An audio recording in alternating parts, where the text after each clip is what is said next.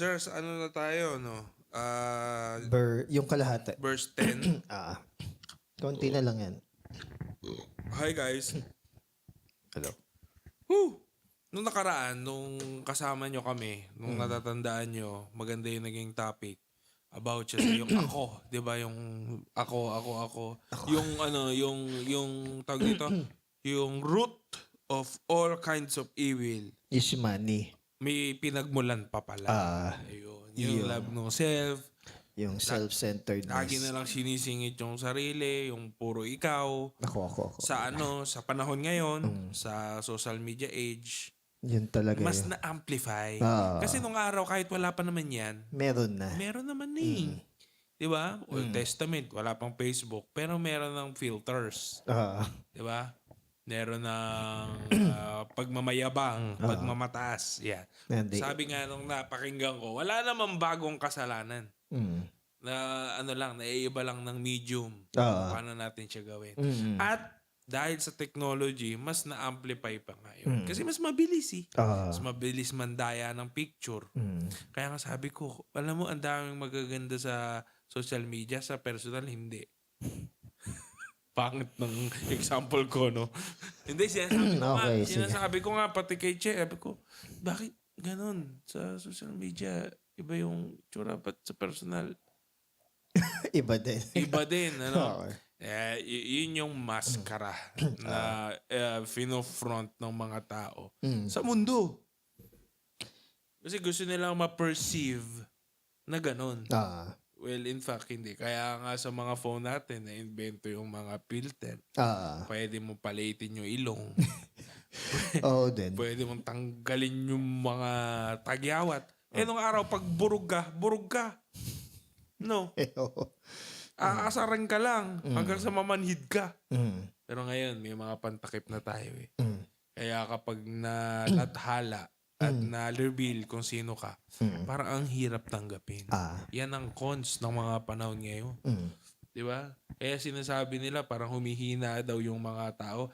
Kaya nga humina, yung generation ngayon, madami kasi tayong pagpapanggap. Kaya kapag tayo nasampal ang katotohanan, nabibigla tayo. Siguro, unlike before, na bihira ka magpanggap dahil wala nga tayong means para magpanggap. Langganang pang-edit. Oo. Kaya baka AI masyado. Oo. Kaya parang lahat ng insulto inaabsorb mo na ng bata ka pa lang. Baluga ka. Di ba? If there are things naman na pwede ipagpasalamat, may mga bagay na mas na-improve like hindi naman kasi natin pwede i-justify na yung mga traumatic na kunwari, binibitin pati wari ko sinasako.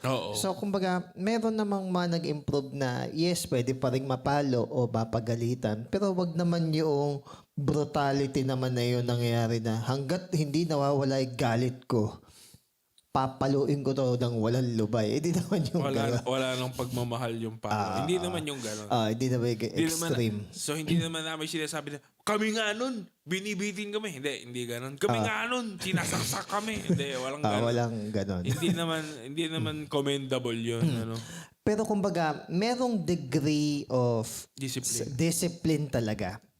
At yung discipline, hindi talaga siya okay sa pakiramdam. So it is... sinabi sa Bible yun.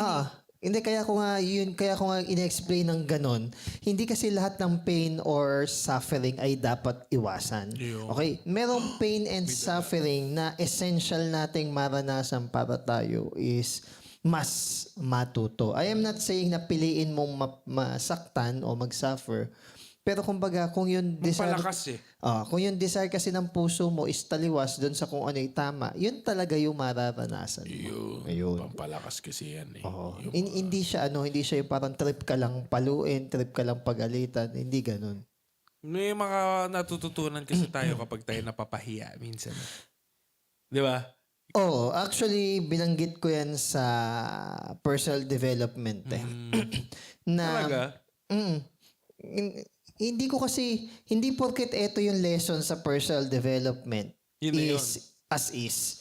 May mga time na binabalanse ko. Kasi personal development more on selfish Yun. binabalanse ko rin na ito yung ibang mga perspective. Hindi tayo pwede mag-stick Sa na... isa lang. O, kasi tao lang din naman yung sumulat ng libro nun eh. So, babalansein mo na. Pero pag ang isang kakong tao ayaw magbago, kahit na gentle pa yung pamaraan o ganyan-ganyan, there are times kako na beneficial yung napapahiya din minsan yung tao. Meron kasing selective obedience eh. Oo. Tsaka yung tinatawag na 1-2 rule, 1 is yung ayusin mo na yung mga gamit mo, taalis na tayo. Sige, mamaya ayusin ko na. Gusto mo bang tulungan kita? Hindi, kaya ko na. Sige. Tapos balikan mo. Ayos na ba? Hindi pa eh. Sige, 1, 2, 3. Okay, alis na tayo. Ngayon, hindi pa siya nakabihis. Magmamaktol siya, mag-iiyak siya. Hatid mo siya sa school na hindi siya nakabihis na maayos. Sampulan mo. Sampulan mo. Okay. Para next time, pag bumilang ka na at sinabi mo yun, Tatak sa kanya. susunod siya. Ang nangyayari kasi ngayon, yung soft tsaka toxic yung empathy natin minsan na kapag ngumalngal na, para bang ibibigay mo na. Hindi siya magkakaroon kasi ng character formation kapag gano'n. Isipin niya, pag umiyak lang din naman to, papayag rin Ako naman. tutol ako dun sa soft na parenting. Yung gentle parent. Pero gentle, okay yun. Yung soft. Yung gentle na biblical. Oo. Hindi yung gentle na yung parang hindi namamalo, hindi nagdi-discipline. Hindi yun yung meaning ng gentleness sa Bible. Isa pang maganda na pag-aralan natin dyan, yung tungkol sa sa merong form ng godliness. Okay, yes. Yun yung isa sabi mo nga sir, isa yun sa pinaka-delikado kasi yung deceiving yun. Deceiving sa ibang tao, deceiving lalo sa sarili mo. Kasi may form ka ng godliness, na-attend naman ako. Pray naman ako, basa ako ng Bible. Reform ako, di ba? Born again ako. Hindi ako tulad ng ibang religion. Uma-attend ako sa the truth. Ayan, may mga kanya-kanya ka kasing claim ng Meron kang parang entitlement may false assurance sa mga ibang bagay. Tama yung term na yun, false assurance. Diba? Okay. Kunyari, tatay ko, pastor. Nanay ko, nagsimba. Ako na din. Di ba? Ganun may form ng godliness. Na-attend ako. Nabasa ako ng Bible. Na-pray naman ako. Di ba? Na fellowship naman kami. Kasama ako sa D group. O kaya sa Bible cell group. Bible study group. Ayan. Pero, yun nga ang masakit mga kapatid. Hindi yun ang nagdidikta kung ikaw ba talaga ay tunay na Kristiyano. Hindi yun ang tawag dito, ang nagpapatunay. Di ba? Hindi, yung sa Matthew 7 nga, nagpalayas na ng demonyo Nag-preach na Nagpagaling ng mga sakit. Oo. Tayo, di naman natin ginagawa. Yun. Di ba? Ano lang naman tayo. Di naman, wala tayo supernatural claim. Wala naman. Pero yun meron, tapos di pa nakapasa. Di ba? Ngayon, bakit? Bakit, sir? Ba't sila hindi nakapasa? Di ba yung dulong sinabi? Depart from me, you who practice lawlessness. I never knew you who practice lawlessness. Teka lang. Di ba wala ng law? Di ba wala ng batas-batas? Di ba parang wala na yung disiplina? Yung pala. Meron pala. Kasi lawlessness yung problema. Sige, sabihin natin walang law. Ano yung nagwo-work sa'yo? Nagwo-work ba sa'yo yung Grace. fruit ng Holy Spirit, yung love, joy, peace, patience? Kasi kung hindi naman evidence sa'yo yung bagay na yon, alam mo na Operating ka pa rin sa nag-ooperate ka sa law. Kaso nga lang, disobey mo. You who practice lawlessness. Tsaka kahit sabihin natin na fulfill yung law, hindi na wala yung standard ni God. So kumbaga yung standard ng kabanalan, andon kahit na na-fulfill na yung law. Okay? Tama, hindi kasi inabolish finulfill. Sige, magano tayo. Ano naman ngayon ang kasunod ng mga lesson, ukol dun sa napag-aralan natin ng nakaraan. Ayan. Sa GIS. Hanggang 12. Okay. Ngunit sinunod mo ang aking itinuro sa iyo, ang aking ugali at layunin sa buhay. Tinularan mo ang aking pananampalataya, pagtsatsaga, pag-ibig, at katapatan. Ito po ay sinasabi ni Pablo kay Timoteo na kino-commend niya na siya ay inimitate no ni Timoteo. Nasaksihan mo ang mga pag-uusig at paghihirap na dinanas ko sa Antioquia, Iconio at Listra. Napagtiisan ko ang mga ito. At sa lahat ng mga ito ay iniligtas ako ng Panginoon. Okay, so mayroong ganong background. May ganong resume na nagtiis si at nakita daw yon mismo ni Timothy. Okay. Gayon din naman ang lahat ng nagnanais mamuhay. Sa atin ang lahat to. Lahat ng nagnanais mamuhay ng matuwid bilang tagasunod ni Kristo Jesus ay daranas ng mga pag-uusig. Pinramis. Prophecy. Pinramis. So, may persecution talaga yung mga Christian. Ayan. Ngayon, ito. Kasama sa Kristiyano yung persecution. persecution. Tsaka tribulation. Ngayon, sabi dito, pero ikaw, Timothy, bakit niya sinabing pero ikaw? Kasi yung naunang verse dito, yung mga makamundong tao, lovers of self, yung mga lovers of money, yung nag-isa-isa. Yung mga wicked people, sabihin natin, yung mga unrepentant sinner. Tsaka niya kinontras. Pero ikaw, Timoteo, matuto ka na sumunod sa mga doktrina. Okay? Matuto ka na mamuhay ng tama. Kung papaano yung inihalimbawa ko sa'yo. Okay? Tandaan mo rin kung papaano ako namuhay sa salita ng Diyos nung nandun ako sa Antioch, Iconium at Listra. Ang ganda nung ang claim, ang ganda nung phrasing claim ni dito ni Paul kasi meron siyang Testimony. example Nga siyang testimony. Kayang sabihin na meron siyang example. Hindi lang siya basta nagturo ng salita. May testimony siya. May bigat Yes, may testimony siya. Pang pinakikita niya na, kasi itong mga time na to, ito yun, kasi kababasa ko lang din kanina, merong part na si Paul, dahil nainggit sa kanya yung mga Jew. Kasi nag-share siya sa mga Jew, yung ibang mga Jew, hindi naniniwala sa kanya So, anong nangyari? Nung yung mga naniwalang Jew is naging sumunod sa kanya, nainggit. So, siniraan siya nung mga nainggit na Jew sa kanya. Ngayon ang ginawa, in-incite niya yung mga tao, nila yung mga tao na pagbabatuhin si Paul.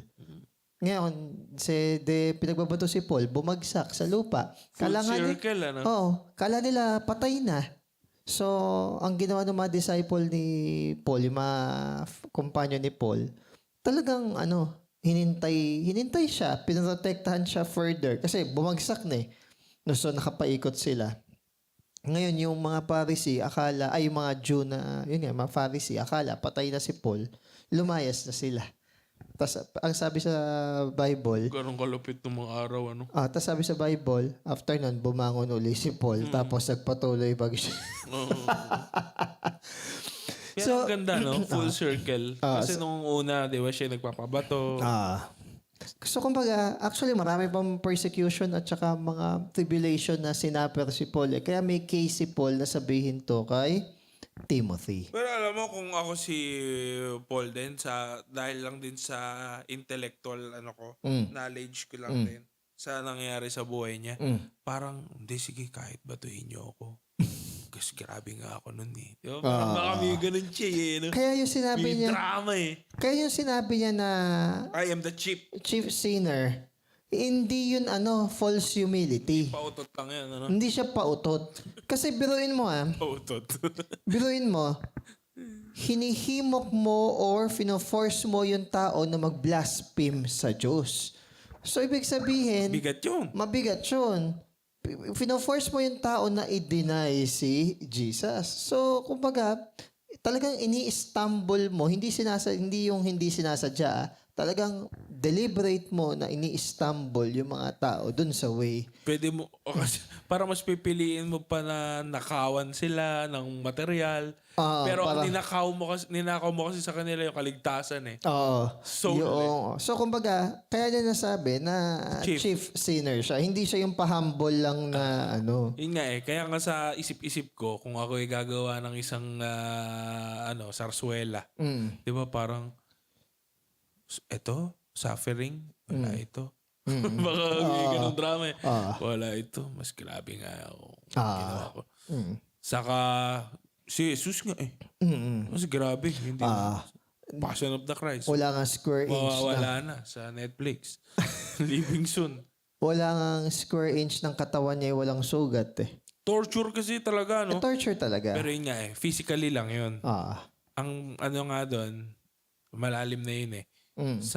Sabi nga nung ni Paul Washer, hindi naman yung mga romance ang pumatay kay Jesus. Hindi rin ikaw. Yung mga Jew. Hindi rin mga Jew. Hindi rin. Sino? Si It Please Yahweh to crush his own son. Yun ang masakit doon. Ang tawag dito, pinermit lang niya si Satan na Di ba? It please Yahweh to crush his own son. Yun yung dun. Yun yung parang mas mabigat pa sa physical torture. So, kumbaga, ngayon, parang pinapoint out niya, sumunod ka sa instruction and ganito dapat yung pamumuhay mo. Merong tamang pamumuhay, may purpose, may faith, may long suffering, may love, perseverance. Kasi may kasama tong persecution o pangalipusta at saka affliction affliction. Tapos, tandaan mo rin na sa lahat ng mga bagay na nangyari na yon kay Paul, si God is gumawa ng paraan para iligtas siya or sila. Okay. And last part dito is, ganun daw talaga kapag ikaw is tunay na Kristiyano. So, bilang tunay na Kristiyano, may desire ka na magkaroon ng banal na pamumuhay, pero sa kagustuhan mo na piliin kung ano yung nararapat or tama, nakakaranas ka ng mga persecution or pang-aalipusta galing kasi sa ibang sistema tao. ng mundo mali eh. Di ba? Pag ginawa mo yung tama, kontrabida ka. Pag ginawa mo yung tama, tawag dito, KJ ka. Sige nga, gawin nga natin yung tama sa gobyerno. Sige nga. Di ba? Yari ka sa mga mo. Kunyari sa flood control, nagsiwalat ka. Yari ka. Maging matuwid kang politiko. Wala kang idamay na tao eh. Gawin mo lang yung nararapat tsaka tama mai-issue ka pa eh. Pwede. Marami kang makakabangga. Yes. Diba? Mga pelikula ni FPJ. Diba? Kapag puno na ang salot. Diba ganon? Gusto mo lang gawin yung tama. Kunyari magiging straight na police. Yung hindi ka nangongotong, hindi ka... marami ka din makakabangga. Yung mga nandadaya din, mga nangungurakot. Ganun. At saka, kunyari, merong lagi na lang pulis no? Pero yung kakapanood ko lang kasi, Rudy Fernandez, Virador. Mga sila mga nananalbage. Okay. Nanggigipit. Pero pulis. Pulis. Sa bandang dulo kasi, na-aksidente siya. Hindi pala dulo, gitna. Talaga po, patay na sila ng mga tao na nanalbage, ganyan na, ang gigipit ng mga tao for the kapalit ng pera, tapos may extra bayad, extrajudicial killing. Na-aksidente. Ayun. Tapos nabuhay ulit. So, pangalawang buhay. Ngayon, nasama ngayon siya kay Donita Rose. Okay. Na isang taong simbahan. Okay, ayun. Tapos parang una nililigaw-ligawan niya. Ganun. May kabit itong si Rudy Fernandez. May kabit, dalawa. Well, to cut the long story short, napapalapit siya sa Diyos. Unti-unti siyang nagbago. Ayun. Iniwan niya yung kabit niya. Tapos nananaginip kasi siya. Yung panaginip niya, merong isang tao na pinapako sa krus. Siyempre, we assume si Jesus. Tapos nung pagharap ng papako, siya, mukha niya. So inuusig siya ng konsensya niya. Ayun. Pero sa dulo, namatay rin siya. Pero ang point lang is, kumbaga, yung tao na fino-form ni God or dinedevelop ni God, Merong, talagang makakaranas ng persecution or ayun, ng kaya ko pala yun tribulation. nasabi. Kasi dun sa grupo niya, patuloy din no? Ah. Dun sa grupo niya na dating mga masasama sila, tapos nagbabago siya. Tapos nung ginagawa na niya tama, siya ngayon yung kinalaban. Oo. Siya ngayon yung pinapapatayin na. Oo. Ayun. So, if we want to do good and if we want to do godly things, syempre, there are yung mga kampo ni Satanas na uusig sa atin. Minsan, kahit hindi nga kampo ni Satanas, kahit the ways of the world lang. Diba? Minsan kahit sarili natin. Oo, own greed. Pamilya mo. Minsan, pamilya mo. Sa pamilya mo. Parang mananadya pa. Oo. Kung kailan walang-wala ka, tsaka. Sa kaibigan mo, ikaw ang di ba? Yun. Kakambal ang persecution ng pagiging Kristiyano. Sabi ni Jesus, carry your cross. Maaaring ito yon. Yung maaaring isa ito sa mga may tuturing nating cross na kailangan natin buhatin. Oo. Tama naman. And Blessed are you. ngayon, basically, ito, bilang pangdulo, yung persecution na to, hindi ito dapat mag-discourage sa atin para gawin yung tama. Kasi yung persecution na yan yung tanda na nagkakatotoo yung salita ng Diyos. Parang may nakwento yata sa akin about kay John Wesley. Ano yan? From the Wesleyan. Sige, what about? Nakakabayo sila nun nung sila na nagsishare. Tapos parang, totoo pa kaya akong Kristiyano? Kasi parang wala naman nagpe-persecute sa akin. Tapos may binato daw siyang gano'n. Okay. Oo. Christian pa pala. Oo. Tapos, ayun. So, wala lang. Naalala ko lang. Kakambal kasi. May nakalagay naman na verse sa Bible na examine yourselves if you are in the faith. So, mas na-highlight ba yung pagsunod natin sa Diyos o mas na-highlight yung pagsunod natin sa ating sarili? So, ganun lang. Ay, ang ganda. Kaya nga denying no? Oo. Okay, next. Verse 13 to 15. Okay. Samantalang ang masasama ay lalo namang magpapakasama. At ang manlilinlang ay patuloy na manlilinlang at sila man ay malilinlang din. Hanggang 14, 15. Okay, 15. Ngunit ikaw, magpatuloy ka sa mga aral na natutunan mo at matibay mong pinaniwalaan sapagkat kilala mo ang mga nagturo nito sa iyo. Mula pa sa pagkabata, alam mo na ang banal na kasulatan na may kapangyarihang magbigay sa iyo ng karunungan tungo sa kaligtasan sa pamamagitan ng pananampalataya kay Kristo Jesus. Ayun. May dalawang uri ng masamang taong binabanggit dito. Evil men and impostor. Impostor. Evil men at saka mga impostor. Yung evil men o mga masamang tao, obvious na mali yung ginagawa nila. Talamak. So no-brainer yun. Naiiwasan mo talaga sila kasi baka madamay ka. Ang nakakatakot yung pangalawa yung impostor. So kumbaga nagpapanggap siya na brethren din. Hindi halata. Pero ang totoo, naghihintay lang ng tiyempo na magawa niya yung Impostor. gusto niya. Oo. Kapag balat kayo. Oo. At saka, ang sabi dito, deceiving and being deceived. Pwedeng yung deceiving and being deceived nasa same na tao. Okay? So, kunwari, pinaniwalaan lang din niya yung sineshare niya. Yung sineshare naman niya para ba okay na to? Yun. So, doon nagkakaroon ng self-deception and then nakaka-deceive ka rin na ibang tao. Kumbaga, gullible ka. Oo. Hindi ka nag-test ng spirit. Oo. Kung ano yung nadinig mo, masarap sa tenga. Share ko na nga to. Syempre, kapag shinare ko to, feeling ko sisikat ako. Oo. Di ba? Actually, yan ang mga naging feeling ko before. Nung ako nasa charismatic circle. Ewan ko kung naranasan nyo yun. Parang kapag may nag-share ng maganda at masarap sa tenga, ang naging desire ko, sa susunod, ako naman yun. Ako naman yung tatayo doon. So, it's egotistic pa din. Ganun, di ba? Parang sa akin yun ewan ko sa iba, baka mas noble yung ano nyo. Kaya mainam na mag-decrease tayo, tapos si Christ yung mag-increase sa ating buhay. Para kasing one time, meron akong napakinggan sa isang simbahan, naka-attend ako. And then, yung kanyang tinuturo is parang something strange. Something strange. Pero maganda pakinggan. Mm. Parang very pleasing to the ears. Ano?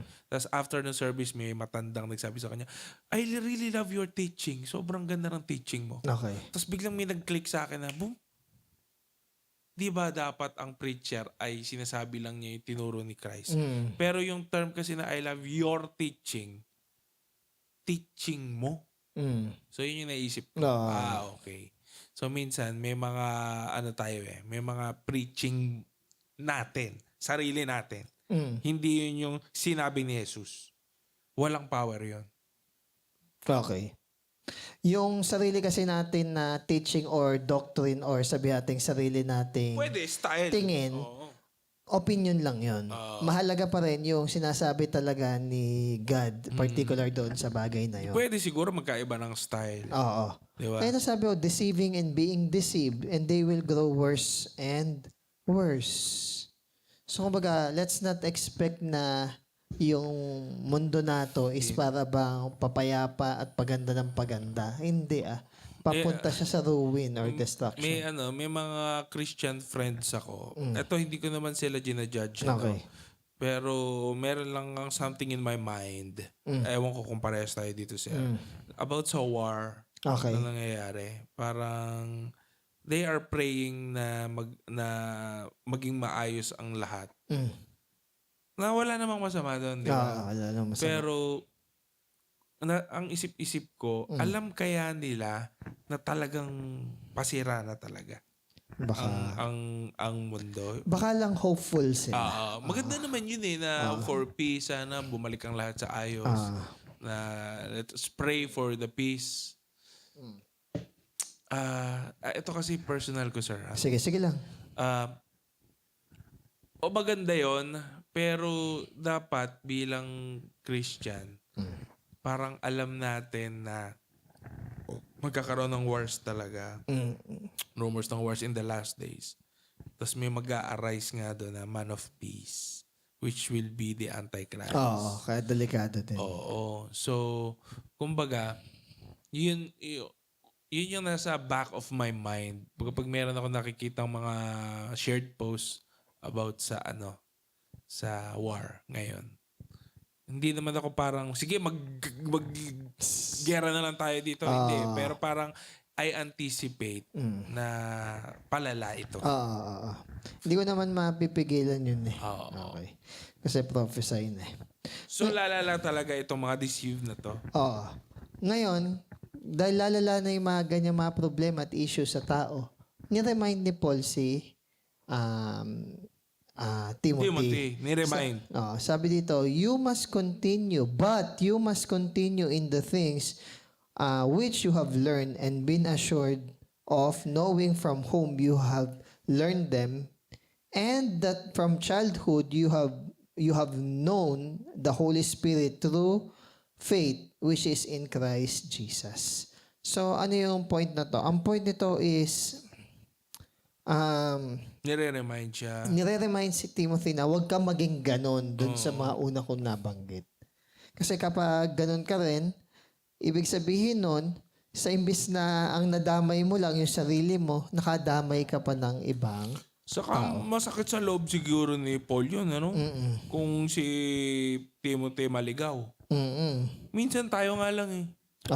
Sa mga sa mga kasama natin sa simbahan, may isang brethren na napariwara o isang brethren na inaantok na ganoon o patulog o di ba? Merong brethren na parang di mo malaman. Oo, yung parang nanalamig ganoon. Minsan parang pinoproblema mo di ba? Kasi nga sabi dito, pero may problema ka na sa trabaho. Pero syempre sa totoo lang mas mabigat yun eh. Mas iintindihin mo yun eh. Hindi kasi yung sinabi ni Paul na yung sino yung nakakaramdam nung zeal na kapag may nagkakasala sa church, sino yung nasasaktan? Diba siya din na sabi niya, sino sa inyo yung inwardly nagbe-burn kapag alam nyo nagkakasala yung brethren nyo. So, kumbaga, normal siya na masaktan. Normal yun na maramdaman mo na Mahal mo eh. mahal mo yung brethren mo pagka ganon. May pakialam ka eh. Yes, may Hindi ka naman pakialam. yung parang, yaman mo sila. Yes. Yaman mo sila maligaw. So, Buhay nila yan eh. Di ba? Yun. So sabi dito, but you must continue in the things which you have learned and been assured of, knowing from whom you have learned them. So tandaan mo yung mga natutunan mo. So ito yung panahon para i-apply yung natutunan. Ayun. Okay? Hindi ito yung para dagdagan lang yung kaalaman. Kumbaga alam mo na eh. Yes. Apply. Meron ako kung parang natatanda ang sinabi ni Kuya Joe. Meron daw time sa buhay natin na kailangan nating ibaba yung Bible. Oo. Gawin kung ano yung sinasabi. Oo, totoo naman kasi. Sabi nga niya, yung miracle ng Bible is kapag nag-o-obey ka sa salita ng Diyos. Okay, so tandaan din natin, Let us all obey. merong gospel na tama, merong another gospel. So kaya kumbaga maging mapanuri tayo or mag-ingat tayo. Test the spirit. Yes, test every spirit. Hindi paniniwalaan o tatanggapin lahat ng Oo. spirit. Kunyari, na may church ka. Mm. Pagkatapos may sikat na propeta daw dun sa ibang bansa. Kunyari sa Nigeria. Mm. Invite mo naman. Mm. Sa simbahan mo, ayun, pinaghihipang ka. O tas nagtataob ka. O wag ganun. Hindi Tapos, cultic. pagkatapos, may sikat naman dito sa isa, mga nagpapalayas naman ng demonyo. Yun naman ngayon ang era ng church nyo, di ba? Parang Hindi mapirme. No? deliverance era. Oo. Ngayon, meron naman ang focus mission. Hindi mapirme. O bukod, mission naman ngayon, era kayo ngayon, di ba? Pag di kayo nag-mission sa ibang bansa, Mm. di ba? May ibang mabilis tayo. Entitlement din kasi yun eh. Sa totoo lang. Okay, so sabi dito, kaya kailangan mo mag-continue sa mga doktrina na tinuro ko sa'yo. Kasi dahil nga may mga wicked at impostor na, pwede ka kasing maagaw nung mga yun. Lalo na impostor. Yes, lalo na impostor kasi nagpapanggap siya na tupa din. Seems harmless. No? Oo. Pero syempre pag nandun na sa dulo, yun na, doon mo marirealize na isa pala siyang wolf, ravenous wolf. Yeah. Okay, next is... Yeah. Ano na? 14, 15, 16. Okay, 16. Ano number na ba Tama, to? 16. 16. Okay. Ang lahat ng kasulatan, ito na, ay kinasihan ng Diyos. At kapakipakinabang sa pagtuturo ng katotohanan, sa pagsaway, sa kamalian, sa pagtutuwid sa likong gawain at sa pagsasanay para sa matuwid na pamumuhay. So, Yun lang yung 16. 17 ba? may 17 ba? Ano? Hindi.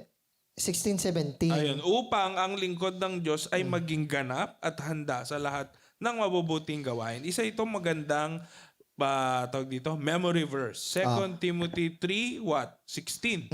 Di ba ganda? John 3:16. 2 Timothy 3:16. Sabi dito, Word of God. magstay daw tayo dun sa doktrina na tinuturo sa atin. Wala nang problema kung hindi pa marami yung alam natin. Ang mahalaga, dun sa kaunti na alam natin, nag-o-obey tayo at nagre-repent tayo. So sabi dito, lahat daw ng salita na banal na kasulatan ay inspiration ni God. Ako naniniwala ako dito. Okay? Mapa Old Testament or New Testament. Kasi may mga pangako ang Diyos ng Old Testament na nafulfill ng New Testament. So in short, pag sinabing ang scripture ay given as inspiration ni God, so ibig sabihin, meron ding ipin-provide na ang tawag dito, instruction na dapat sundin yung mga tao. So pag sinabing instruction, hindi siya opinion, hindi siya suggestion. Ito yung tamang pamumuhay na dapat mong isapamuhay. Ngayon, ang sabi dito, it is profitable for doctrine, reproof, correction, or instruction in righteousness. So, ibig sabihin, nagagamit itong salita ng Diyos sa pagdidisiplina at pagsasaway ng mga makasalanan. So, yung salita ng Diyos, ano siya? Paano ba? Napaka-unique niyang libro. Kasi unang-una pala, umpisa pa lang, binabanggit na niya yung mangyayari. Foreshadowing. Oo, yung mangyayari in the future. Oo. At hindi lang basta yung mangyayari in the Genesis. future. Hindi lang yung basta mangyayari in the future. Sinasabi na niya yung state ng tao sa mga huling araw. O yan. So, sabi din dito, Kung natatandaan mo, sir, merong isang ano sa'yo. Sa atin pala, sorry. Parang attack na ginagamit natin yung Bible to point out kung ano yung mali doon sa tao na yun, parang wine-weaponize. Ang sabi ko naman, ano gusto niyong gamitin kong libro? Yung Ang Magkaibigan. Yun yung ano ba gusto yung libro na gamitin ko? Yung kay Piaget na mga na psychologist. PSJ, no? Yung ba yung mga gusto nilang gamitin? Hindi So kung gusto mo Ito na... yun, sinabi mo. Oo. Pag sinabi all scripture, Rebuke. pag sinabi all scripture, hindi lang yung mga nakasulat sa New Testament, hindi lang din Book of Hebrews. Kasama yung sa Old Testament. Kasi yung mga salita sa Old Testament, nire-recall yan pagdating sa New Testament. Ginagamit din yan nung una para i-canon yung bawat libro sa Bible. Kapag nagko-coincide siya doon sa ibang book ng Bible. Now, going back, sabi dito, doctrine. So, tinuturo mo ano yung dapat nating panampalatayanan. Sabi naman dito is correction. Itinatama mo yung kanilang pamumuhay. Ano naman yung correction, instruction in righteousness. Paano mamuhay ng tama. Instruction. So, ibig sabihin, yung... Nagtuturo. So, ibig sabihin, yung salita ng Diyos, may pakinabang talaga sa buhay natin. Kaso wala, tinitignan kasi natin siya na parang common lang na book. Suggestion. Hindi po ganun ang Biblia. Tsaka yun nga, yung sinasabi mo kanina, ginagamit yung salita ng Diyos para mang-correct o para mang-rebuke. Ano gusto mong gamitin natin na... Yun nga ang sabi, is useful for correction. Sa pagsasanay. Pati nga yung tamang pamumuhay, sinasabi dito thoroughly equipped for every good work. Yan. So, pag sinabi inspiration galing kay God, ibig sabihin si God yung author. Hindi tayo. Yan. So, Inspired by at hindi tayo nag-i-interpret ng sarili lang natin na definition ng isang bagay.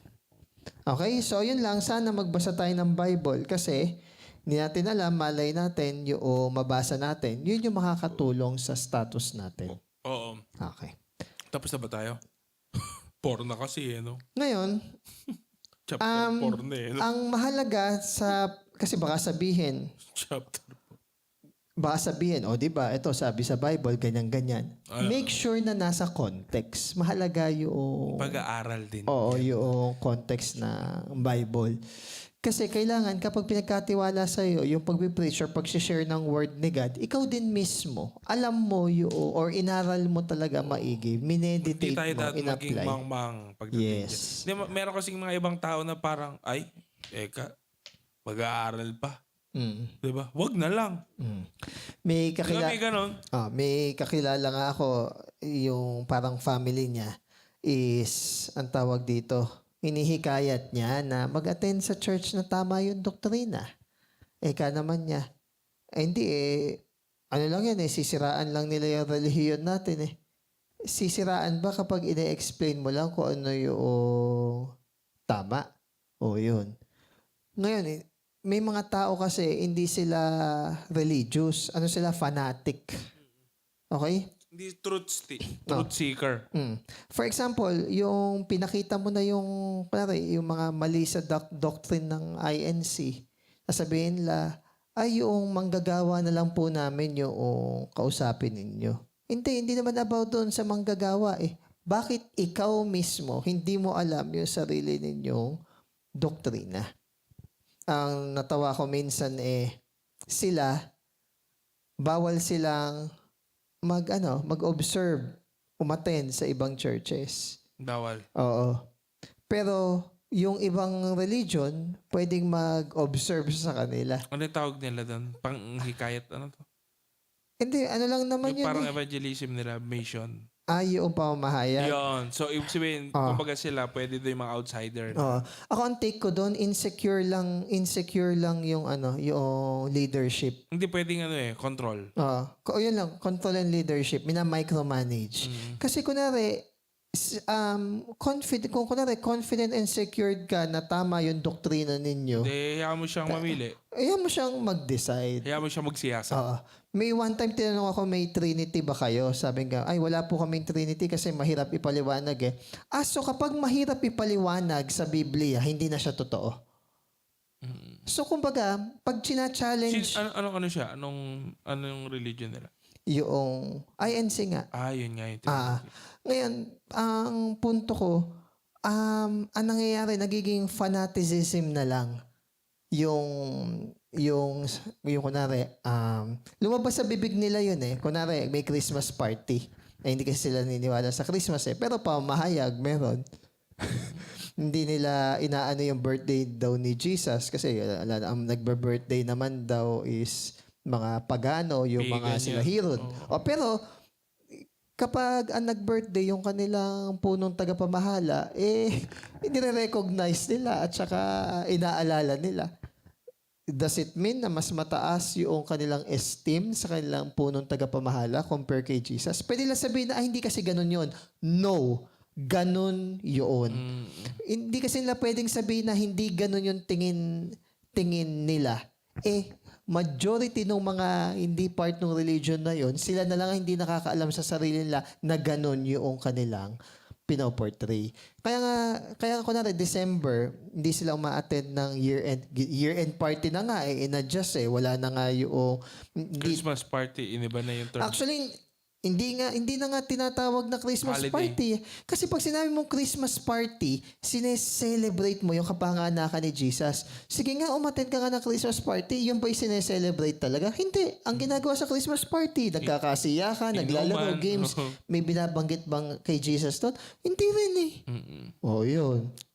Tawag dito, exchange gift. So, kumbaga, pag binasa mo yung scripture na tama yung context, maliliwanagan ka. Sa kanila kasi dinidiscourage yung yung mag-aaral ka kasi baka mamali ka daw ng ng pagkakaintindi Hindi. Para sa akin, mas okay na basahin mo. Kasi kapag binasa mo, mawawalan sila ng kapangyarihan na kontrolin ka. Okay? Unlike kunwari sa mga churches katulad ng mga denominations natin, hindi infallible yung pastor. So kumbaga pwede siyang questionin. At tayo, kunwari may mamaliman tayo, merong council ng elders na pwedeng manita. Okay? Sa kanila kasi para bang hindi ito kasi yung establish ito ganyan-ganyan Kaya nga Walang balance. Marami, kahit sa Catholic. Nasabi nila na si Peter daw is yung una nilang Pope. Pero sabi nila, yung Pope infallible. Yung sasabihin ng Pope, Infallibility of the Pope. walang pagkakamali. Tignan niyo yung Pope nilang una, si Peter. Di ba sinabi, this is, Peter, ang tawag dito, The rock. yung rock. Pero ang totoong rock naman talaga, si Jesus. Okay? Peter lang yung... The gates of heaven. Di ba yun parang? Hindi si Peter ang foundation, si Jesus. Pero, mga few verses away, nirebuke niya si Peter. Di ba? Get thee behind me, Satan. So, kung sasabihin mo na infallible yung Pope, na mali. si Peter... Oo. Saka lately, kinorek pa ni Yun. ni Paul dahil naging hypocrite. Kaya nga. So, kumbaga... Naging pala siya, naging discriminating na So, kumbaga, malalaman mong panatisismo yun nangyayari kapag hindi mo pwedeng questionin yung tao.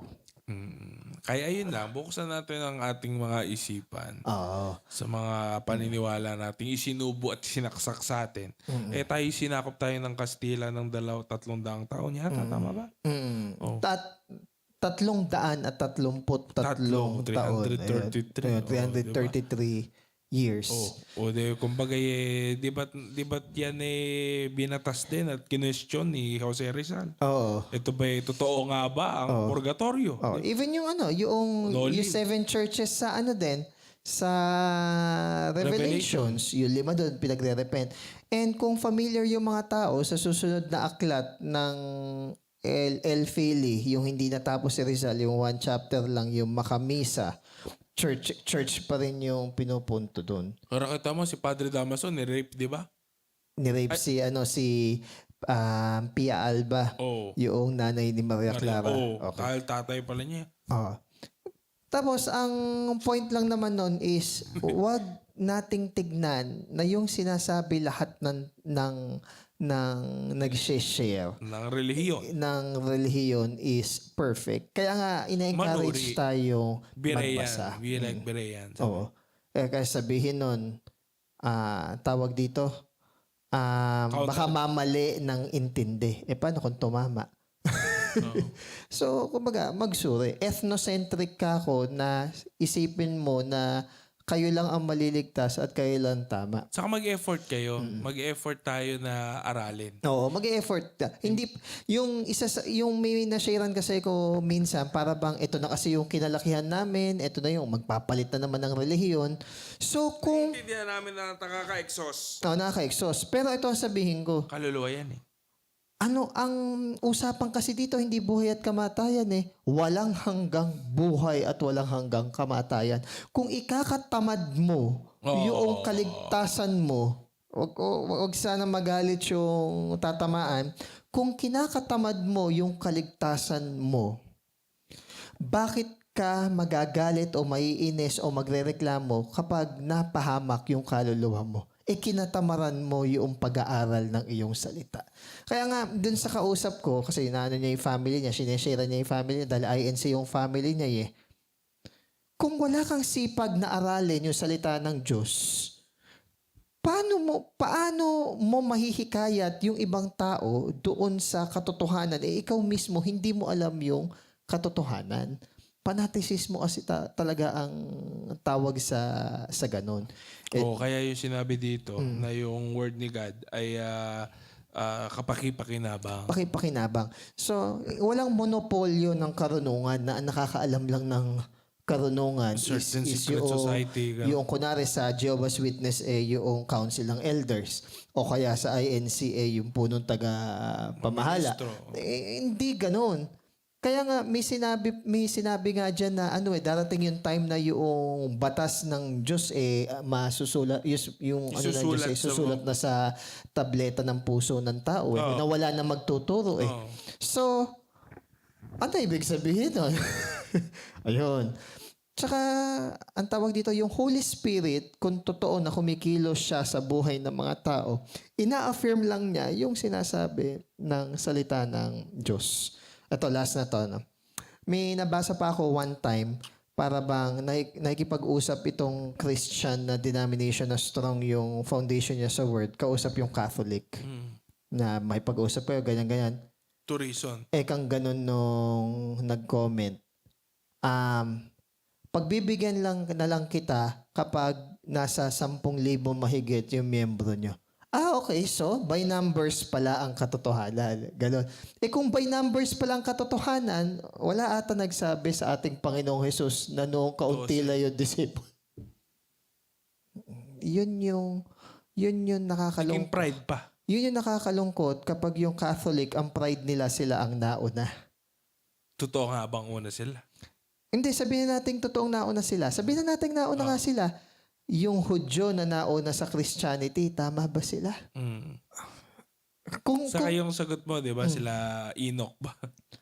Oo, yung kung may naligtas ba. Sila Enoch ba? Ano bang relihiyon? Magulo kasi din. Si Abraham ba? Di ba? Kung sa INC, may magulo din kasi sa kanila yan. Sila Abraham, sila Moses. Hindi sila member ng INC. Hindi sila naala sa mismong kawan. Kasi pang ilang taon pa lang sila. Pero pag sinabi mo, pag wala sa kawan nila, is hindi ligtas. Yes. Sila Abraham, sila Moses, nakapasok mo sa kawan. Hindi. Pero ligtas sila. Oo. So, kumbaga, counter yung yung... May conflict. Yung conflict nakasulat ba yan sa Bible, yung pangalan ng church nyo? Bakit? Porket ba nakasulat sa Bible at pinangalan mo is automatic, yun na ba agad yun? Hindi naman.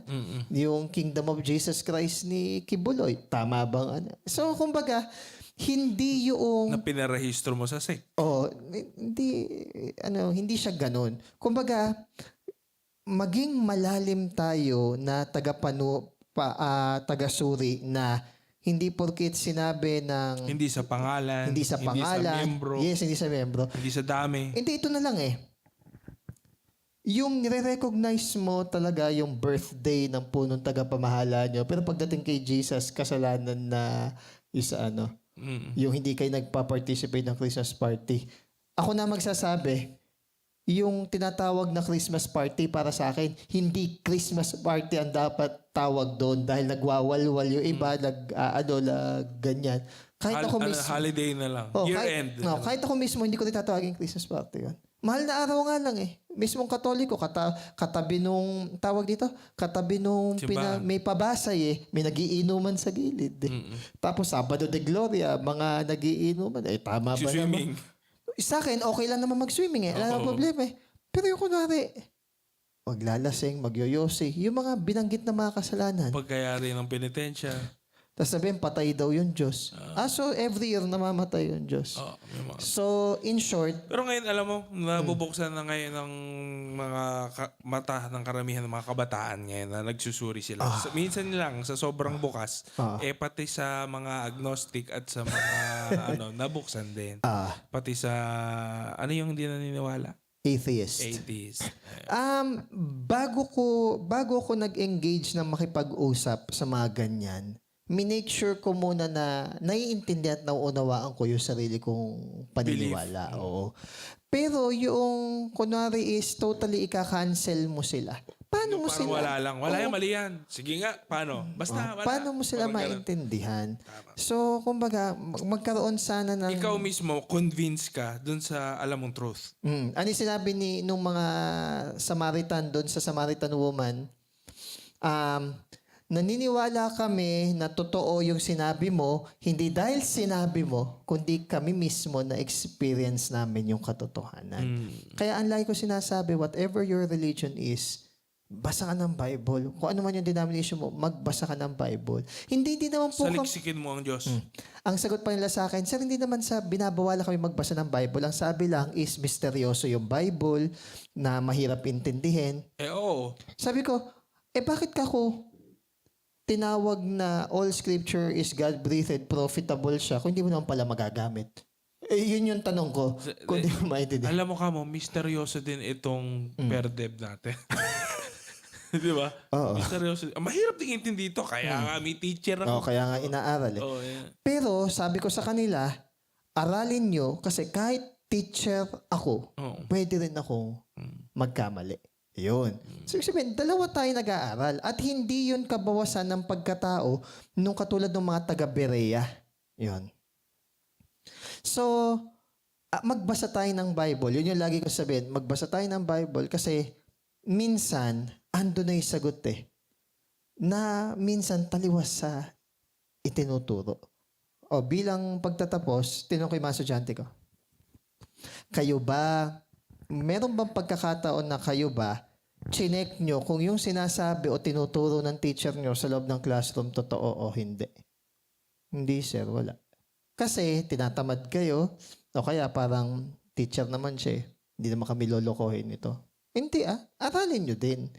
Para at least natututo kayo tapos nagkakaroon kayo ng way na hindi laging yung isang tao ang source ng information. Okay. Ayan.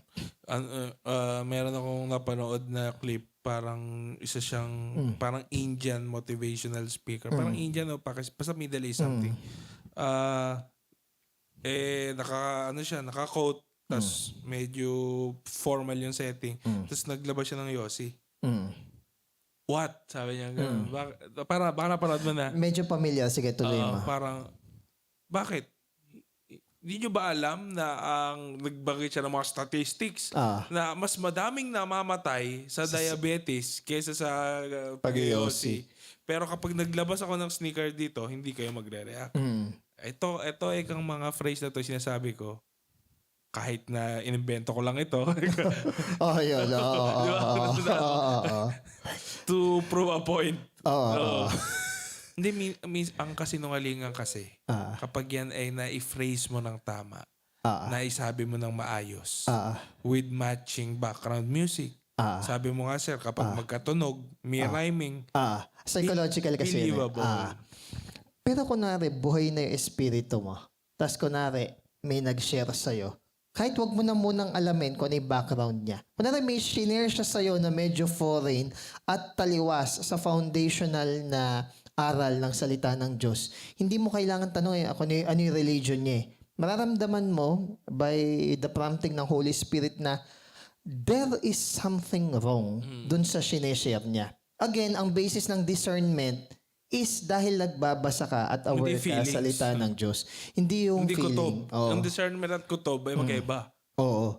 You can be sincerely wrong. Kasi baka bias ka lang eh. Oo. Ay, yun yung ibig sabihin na ethnocentric. Yung bias mo ng standard is kung ano yung kinagisnan mo. Etno. Sa kanyang... Kaya sabi ko, kaya hindi ka kayo makaka-relate sa ibang religion kung bata pa lang kayo, INC na kayo or Catholic na kayo. Siyempre, ipagtatanggol nyo na tama kayo. Pero sa katulad ko na nag-explore ng maraming religion, marirealize ko na... May cake kang magsabi dahil... exactly. Sabi ko, kayo ba ako nag-try? Hindi. Yun. Sarado eh. Sarado. Yun. So, yun lang. Guys, ang pinaka-main message is suriin natin si God, syempre, at nireveal niya kanyang sarili sa kanyang word. Yes. Yun. God Bye, bless. guys.